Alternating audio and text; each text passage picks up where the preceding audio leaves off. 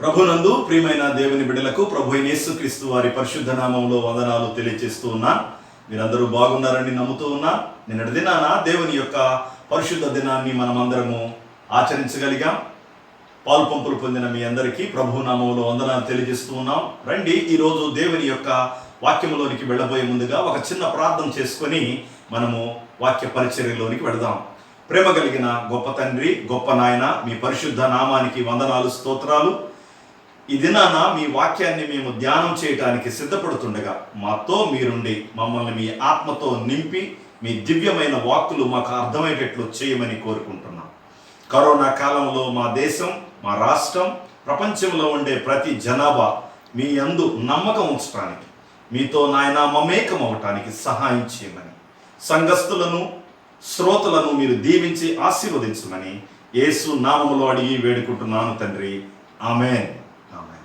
రోజువారీలాగా ఈరోజు కూడా మనము ఒక మంచి పాట విని ఆత్మీయ మేళ్లు పొంది ఆ తర్వాత దేవుని యొక్క వాక్యంలోనికి వెళదాం. రండి, దేవుని యొక్క నామములో మిమ్మల్ని ఆహ్వానిస్తూ ఉన్న పాట వినటానికి.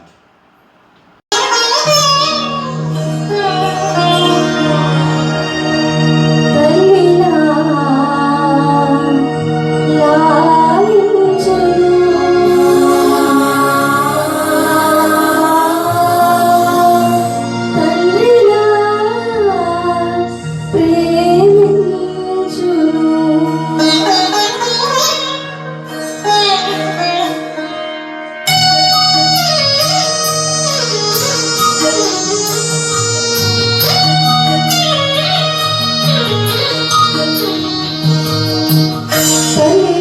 లాలించును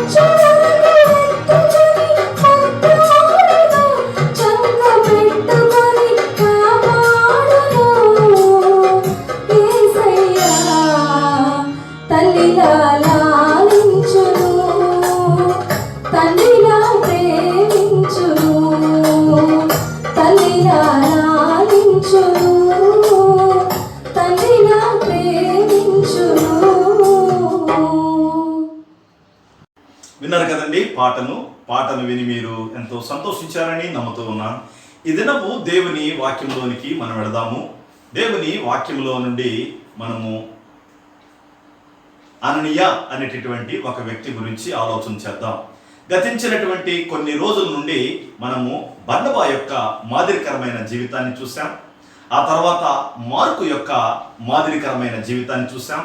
ఈరోజు అననీయ అనేటటువంటి ప్రభు అయిన యేసుక్రీస్తునందు విశ్వాసం ఉంచినటువంటి ఒక శిష్యుని గురించి మీకు నేను తెలియచేయాలనుకుంటున్నాను. ఆయన జీవితంలో మనకున్నటువంటి కొన్ని ప్రాముఖ్యమైన సంఘటనలు తీసుకొని దాని ద్వారా మనము ఆత్మీయ మేలును పొందటానికి ప్రయత్నం చేద్దాం. రండి, మీరందరూ అపోస్తుల కార్యములు 9వ అధ్యాయంలోని గనక మనం వచ్చినట్లయితే దేవుని యొక్క వాక్యము ఇలా తెలియజేస్తూ ఉంది. అపోస్తుల కార్యములు 9వ అధ్యాయములో ఈ విధంగా రాయబడి ఉంది. ఇంకను ప్రభు యొక్క శిష్యులను బెదిరించుటి యందును హత్య చేయుటి యందును తనకు ప్రాణాధారమైనట్టుగా ప్రధాన యాజకుల యొద్దకు వెళ్ళి ఈ మార్గముందున్న పురుషులను స్త్రీలను కనుగొని ఎడల వారిని బంధించి యెరూషలేమునకు తీసుకుని వచ్చుటకు దమస్కులోనే సమాజం వారికి పత్రికలోమని అడిగెను. పౌలు అనేటటువంటి ఒక వ్యక్తి ప్రభు అయిన యేసుక్రీస్తు వారిని సొంత రక్షకుడుగా అంగీకరించక ముందు ఆయన సౌలుగా ఉండేవాడు. ఈ సౌలు అనబడేటటువంటి ఈ పడుచువాడు ధర్మశాస్త్రమందు ఎంతో ప్రావీణ్యత కలిగినటువంటి వ్యక్తి అయ్యుండి దేవుని యొక్క ఆజ్ఞలను కట్టడలను క్రైస్తవులు మీరారని, ఆకాశమందు భూమి క్రింద దేవుడైన యెహోవా తప్ప వేరొక దేవుడు ఉండటానికి వీల్లేదని ఆయన ఎంతో నమ్మి మోషే ఇవ్వబడినటువంటి ధర్మశాస్త్రాన్ని ఎంతో చక్కగా అన్వేషించినటువంటి ఈ వ్యక్తి క్రైస్తవులు అనబడేవారు ప్రచురం చేస్తున్నటువంటి ఈ కొత్త మార్గము గురించి ఇతనికి ఎంతో ద్వేషము, అసూయ, కోపము కలిగి ఉంది. ఈ మార్గాన్ని అంతం చేయాలనేటటువంటి తాత్పర్యంతో ఆయన ప్రధాన యాజకుల యొద్ద అధికారం పొంది యెరూషలేము చుట్టుపక్కల ఉండేటటువంటి ప్రాంతంలో ఉండేటటువంటి క్రీస్తును నమ్మినటువంటి శిష్యులను, విశ్వాసులను బెదిరించి హత్య చేసి బాగా పాడు చేసేటటువంటి వ్యక్తిగా ఉన్నాడు. ఆయన గురించి బైబిల్ ఆయన చెబుతూ ఉన్న మాట ఏంటంటే, నేను హింసకుడను, హానికరుడను, దూషకుడును అని ఆయన చెబుతూ ఉన్నాడు. హింసకరుడు, హానికరుడు, దూషకుడు మనుషులందరినీ యేసుక్రీస్తు ప్రభు వారిని నమ్మారు అనేటటువంటి కారణం చేత వారందరినీ ఎంతో ఇబ్బంది పెట్టి చెరసాలలో వేయించి కొట్టి హత్య చేయటానికి కూడా వెనకాడనటువంటి ఒక వ్యక్తిని ప్రభు అయినటువంటి క్రీస్తు వారు దమస్కు వెళ్ళేటటువంటి మార్గంలో కలుసుకోవటం జరిగింది. ఈ దమస్కు వెళ్ళేటటువంటి మార్గంలో ఆయన తనతో ఉన్నటువంటి స్నేహితులతో కలిసి దమస్కు ప్రాంతంలో ఉండేటటువంటి క్రైస్తవులను అనగా దేవుణ్ణి నమ్మినటువంటి విశ్వాసులను చెదరగొట్టడానికి, పాడు చేయటానికి, అవసరమైతే సరసాలలో వేయటానికి, ఇంకా అవసరమైతే హత్య చేయటానికి ఆయన బయలుదేరి వెళుతూ ఉండగా ఆయనకు ప్రభువు వారు కనపడ్డాడు. ఆ విషయము మనకు 9వ అధ్యాయంలో కనబడుతుంది. అక్కడ రాయబడినటువంటి మాట ఏంటంటే 9వ అధ్యాయము 3వ వచనములో ఆయన ప్రయాణం చేస్తూ దమస్కు దగ్గరకు వచ్చినప్పుడు అకస్మాత్తుగా ఆకాశము నుండి ఒక వెలుగు అతని చుట్టూ ప్రకాశించెను. అప్పుడు అతడు నేల మీద పడి సవలా సవలా నీవేళ నన్ను హింసించున్నావని తనతో ఒక స్వరము చెప్పుట వినెను. దేవుని యొక్క స్వరాన్ని విన్నాడు. దేవుడు పంపినటువంటి వెలుగును చూశాడు. వెళుతూ ఉన్నటువంటి వ్యక్తి మార్గ మధ్యములో, దమస్కకు మార్గ మధ్యంలో ఒక వెలుగును చూసి కళ్ళు పోగొట్టుకున్నాడు. ఒక స్వరము ఆయనతో మాట్లాడుతున్న మాట ఏంటంటే, సౌలా సౌలా నీవేలా నన్ను హింసించున్నావు అన్నటువంటి మాటను ఆయన విన్నాడు. అయితే ఇప్పుడు ఈ సౌలు అనేటటువంటి ఈ పడుచువాడి కళ్ళు పోయినాయి. వెలుగు చూడటం వల్ల కళ్ళు పోయినాయి. దేవుడు తనతో మాట్లాడాడని, ఆయన రక్షకుడైనటువంటి క్రీస్తుని, సిలువ వేయబడిన క్రీస్తుని, తాను ఎవరినైతే హింసించడానికి కంకణం కట్టుకున్నాడో ఆ క్రీస్తేనని అతనికి అర్థమైంది. ఇప్పుడు అతను ఎక్కడికి వెళ్ళాలి, ఏమి చేయాలి అనేటటువంటి విషయాలు దేవుడు అతనికి కూలంకుషంగా చెప్పాడు. ఆయన ఎక్కడికి వెళ్ళాలో అక్కడికి వెళ్ళాడు, ఏమి చెయ్యాలో అది చేస్తున్నాడు. ఎక్కడికి వెళ్ళాలి అని అనేటటువంటి విషయాన్ని ఆయనతో చేసినటువంటి మాట మనము గుర్తు చేసుకోవాలి. ఇప్పుడు ఆయన ప్రార్థన చేస్తూ ఉన్నాడు. యేసుక్రీస్తు ప్రభువు వారు తనకు కనబడేటటువంటి సత్యాన్ని ఎరిగి ప్రార్థన చేస్తూ ఉన్నాడు. అయితే ఈ ప్రార్థనలో మరలా దేవుడు ఈ దమస్కు ప్రాంతంలో ఉండేటటువంటి శిష్యుడు అనబడేటటువంటి అననీయాకు ఈ విధంగా ఆయన పలిచాడు. రండి ఈ మాటను మనం చూడాలి. అపోస్తుల కార్యములు 9వ అధ్యాయము 10వ వచనములో ఈ విధంగా రాయబడి ఉన్నది. దమస్కులో అననీయా అను ఒక మనుష్యుడు, ఒక శిష్యుడు ఉండెను. అతడు ప్రభు దర్శనమందు అననీయా అని అతన్ని పిలవగా అతడు, ప్రభువా ఇదిగో నేనున్నాను అనెను. అందుకు ప్రభు, నీవు లేచి తిన్న నిదానబడిన వీధికి వెళ్ళి యూదా అనువాని ఇంట తార్సువాడైన సౌలు అనువాని కొరకు విచారించుము, ఇదిగో అతడు ప్రార్థన చేయుచున్నాడు అతడు అని చెప్పాడు. అప్పుడు అననీయా అన్నాడు, అయ్యా. అందుకు అననీయా అను మనిషి ఈ విధంగా ప్రభువుతో అన్నాడు. 13వ వచనం. అందుకు అననీయా, ప్రభువా, ఈ మనుష్యుడు యెరూషలేములో నీ పరిశుద్ధులకు ఎంతో కీడు చేసి ఉన్నాడని అతని గురించి అనేకుల వలన వింటిని. ఇక్కడను నీ నామమును బట్టి ప్రార్థన చేయ వారందరినీ బంధించుటకు అతడు ప్రధాన యాజకుల వలన అధికారం పొంది ఉన్నాడని ఉత్తరం ఇచ్చెను. అందుకు ప్రభు, నీ వెళ్ళుము, అన్యజనుల ఎదుటను రాజుల ఎదుటను ఇశ్రాయేలు ఎదుటను నా నామం భరించుటకు ఇతడు నేను ఏర్పరచుకున్న నా సాధనమై ఉన్నాడు అని చెప్పాడు. ఇక్కడ జరిగిన విషయం ఏంటంటే, సౌలు ప్రార్థన చేస్తూ ఉన్నాడు. అననీయా అనేటటువంటి క్రీస్తును అంగీకరించినటువంటి ఇంకొక శిష్యుడు ఉన్నాడు. అతనితో చెబుతూ ఉన్నాడు, అననీయా అని అతన్ని పిలిచాడు. ప్రభువా అని ఆయన ప్రత్యుత్తరం ఇచ్చాడు. నీవు సౌలు అనేటటువంటి ఒక పడుచువాడు పలాని ప్రాంతంలో ఉన్నాడు, నువ్వు అక్కడికి వెళ్ళి ఆయన కోసం ప్రార్థన చెయ్యి అన్నాడు. ఈ అననీయా అన్నాడు, ప్రభువా, అతడు నీ నామాన్ని అంగీకరించినటువంటి వ్యక్తులను పాడు చేస్తున్నాడని, హత్యకు ఏమాత్రం వెనకాడట్లేదని నేను విన్నాను. ఈ ఊరు కూడా వస్తున్నాడని నేను విన్నాను. అలాంటి వ్యక్తి కోసం వెళ్ళి నన్ను ప్రార్థన చేయమంటావా అని తన యొక్క భావనను ప్రభుతో మాట్లాడాడు. అప్పుడు ప్రభు అన్నాడు, అతడు నాకు కావాలి, అతన్ని నేను ఎన్నుకున్నాను. అతడు రాజుల దగ్గరకు, అధికారుల దగ్గరకు, ఇశ్రాయేలీల దగ్గరకు నా వాక్యాన్ని తీసుకువెళ్ళటానికి నేను ఏర్పాటు చేసుకున్న సాధనమై ఉన్నాడు, నువ్వు వెళ్ళు అని చెప్పాడు.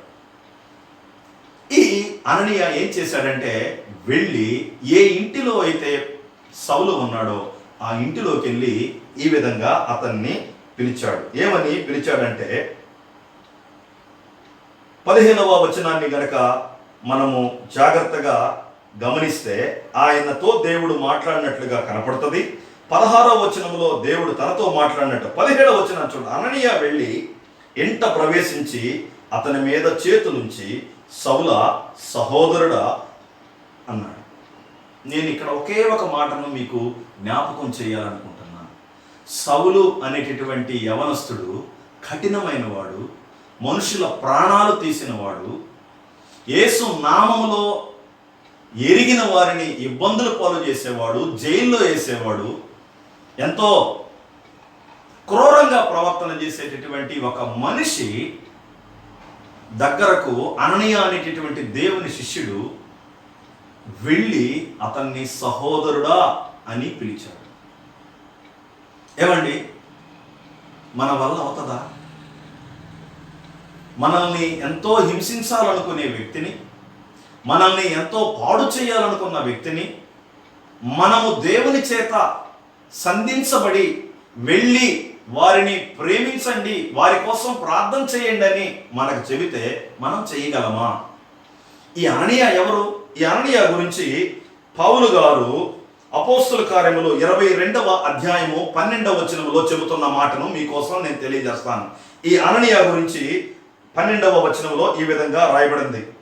ఆయన అంతటా ధర్మశాస్త్రము చొప్పున భక్తిపరుడును, అక్కడ కాపురం ఉన్న యూదులందరి చేత మంచి పేరు పొందినవాడైన అననీయాను ఒకడు నా యొద్ద నిలిచాడు. ధర్మశాస్త్రము చొప్పున నడుచుకునేవాడు, యూదులందరి చేత మంచి పేరు పొందినవాడు ఈయన. యూదులందరి చేత మంచి పేరు ఉంది, ధర్మశాస్త్రం మీద ఎంతో అవగాహన ఉంది. అంత మాత్రమే కాదు, యేసుక్రీస్తు ప్రభువు వారిని సొంత రక్షకుడిగా అంగీకరించినటువంటి ఈ వ్యక్తి యేసుక్రీస్తు ప్రభువు వారి యొక్క సంఘాన్ని, వ్యక్తులను నాశనం చేయటానికి కంకణం కట్టుకున్న వ్యక్తి దగ్గరకు దేవుడు వెళ్ళమంటే వెళ్ళాడు, ప్రార్థించమంటే ప్రార్థించాడు.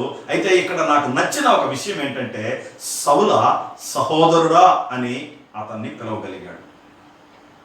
మిత్రులారా, ఇది యేసుక్రీస్తు ప్రభువుని నమ్మిన మనము మనుషుల్ని ఇలా పలకరించగలమా?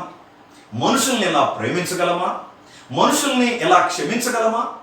దేవుడు అతనితో మాట్లాడక ముందు ఆయన అన్నాడు, ప్రభువా అతను మంచోడు కాదు, అతని గురించి నేను చాలా విన్నాను, చాలా చెడ్డ వ్యక్తి అని ప్రభుతో చెప్పాడు.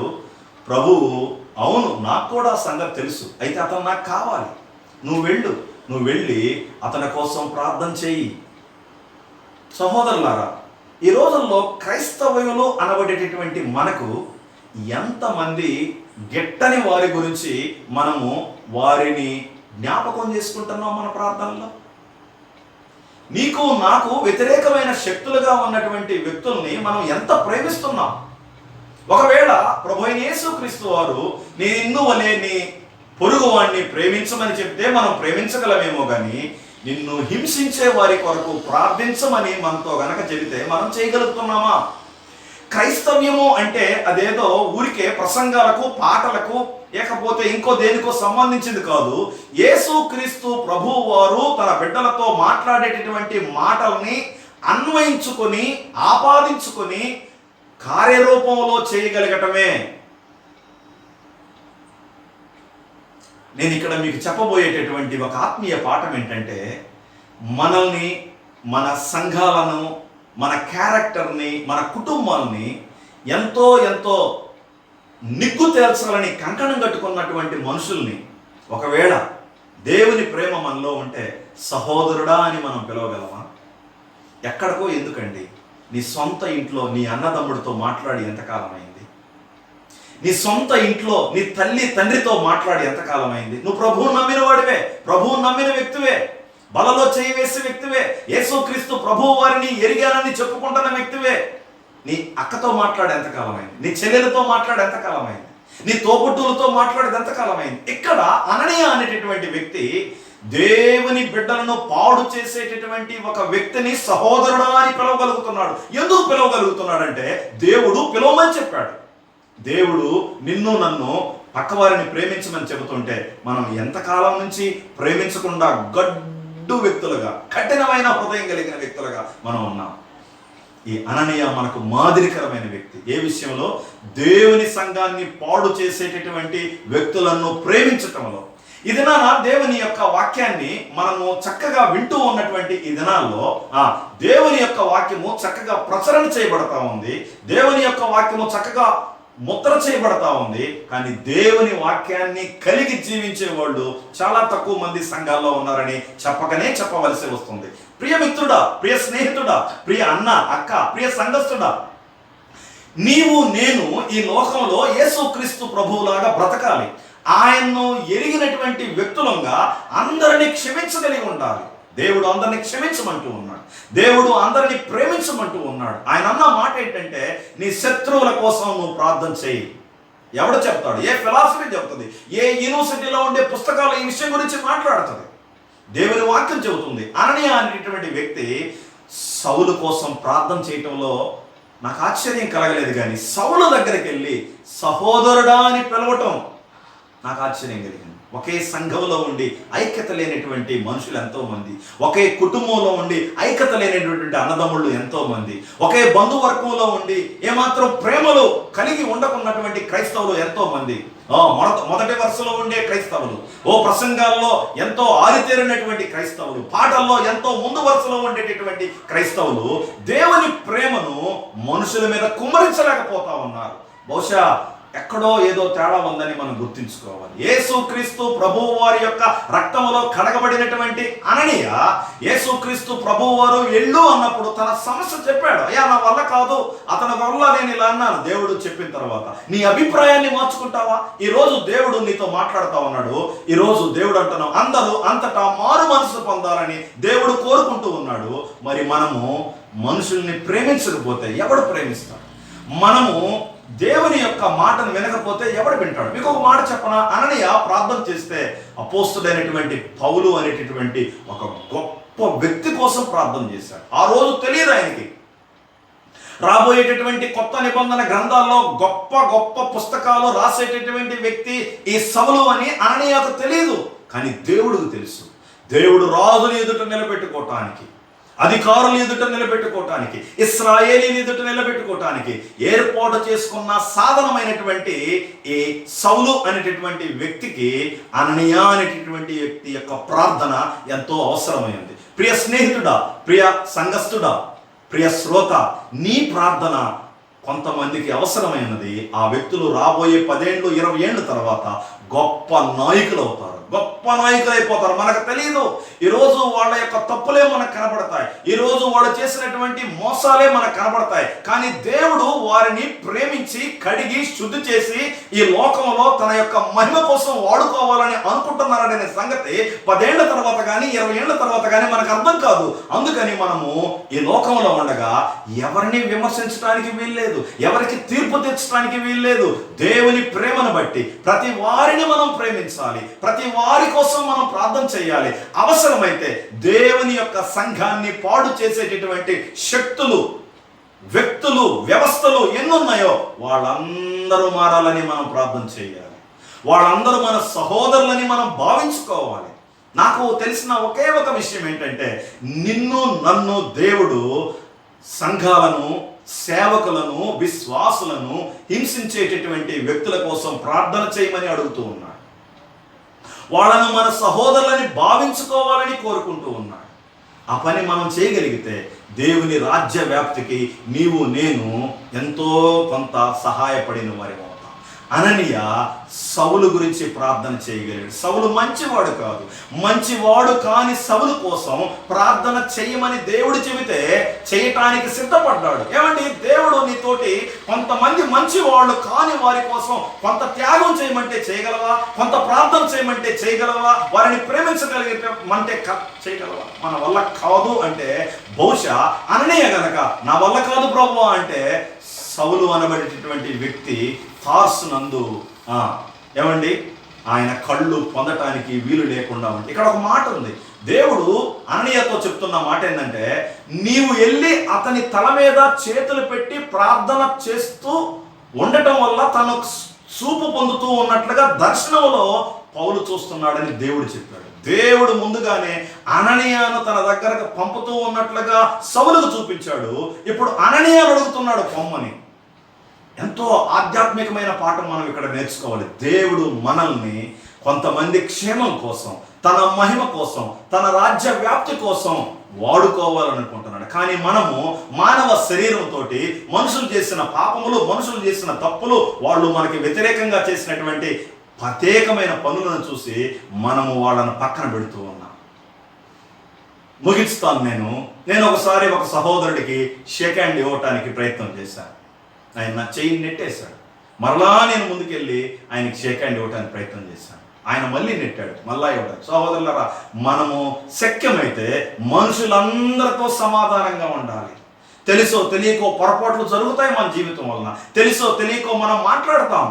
దాని వలన మనుషులు మనకు దూరం అయిపోతారు, ఎడమైపోతారు. అయితే మనం చేయాల్సిన పని ఏంటంటే, కక్షలు పెంచుకోకుండా, తగవులు పెట్టుకోకుండా, దేవుని బిడ్డలమైనటువంటి మనము అందరి కోసం ప్రార్థన చేసే వారంగా, అందరినీ సహోదరులుగా భావించే వారంగా ఉండాలని అననీయ జీవితం ద్వారా మనం నేర్చుకోవచ్చు. ఈ మూల పాఠాన్ని మీరు చదవండి. ప్రపంచ చరిత్రలో క్రైస్తవులు తప్ప ఇలాంటి పనులు ఎవ్వరూ చేయలేదు. క్రీస్తును ఎరిగినటువంటి వ్యక్తులు తప్ప ఇంకా ఎవరూ చేయలేదు. ఎవరూ వల్ల కాదు ఈ పని.